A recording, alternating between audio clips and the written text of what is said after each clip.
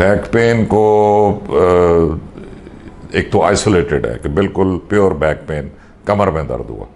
दूसरा, इसके बाज़ दफ़ा या most of the time presentation ये होती है कि बैक पेन हुआ, साथ टांग में भी दर्द जा रहा है, जिसको शैटिक पेन भी कहते हैं।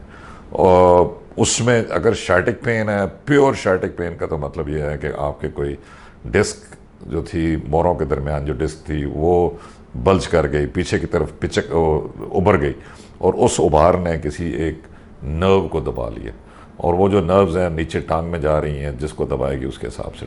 तो that is typical sciatic pain. वो आम तौर पे चलने में ज़्यादा होता है, लेकिन बैक पेन, जो प्योर बैक पेन है, उसमें कमर में जोड़ होते हैं, छोटे जोड़, बड़े जोड़, कुछ लिगामेंट्स होते हैं, कोई मसल्स होते हैं।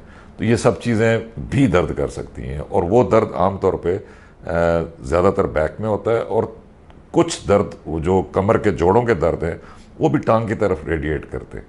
तो उनको हम शैटिका नहीं कहेंगे अगर हम डायग्नोज कर लें कि हाँ ये जोड़ का दर्द, छोटे जोड़ का, फेसेट जॉइंट का या सैक्रोइलिक जॉइंट का दर्द जो है ये टांग में रेडिएट कर रहा है, तो उसको सूडो शैटिका कहा जाएगा। इवन कोई लिगामेंट भी अगर दुख रहा है तो उसका पेन भी रेडिएट कर सकता है टांग की तरफ। तो इसलिए हर वो दर्द जो टांग में जाता है वो शैटिका नहीं होता। शैटिका वही होगा जिसमें नर्व प्रेस हो रही होगी, और आमतौर पे शैटिका जो है वो चलने में उसमें दर्द बढ़ती है, और बैठ जाए तो दर्द। लेकिन अगर आप बैठने में भी दर्द हो रही है तो फिर हमें गौर करना पड़ता है कि इसका हो सकता है कि कमर के कुछ जोड़ जो है वो दुख रहे हो। आमतौर पे वो एक वजह होती है।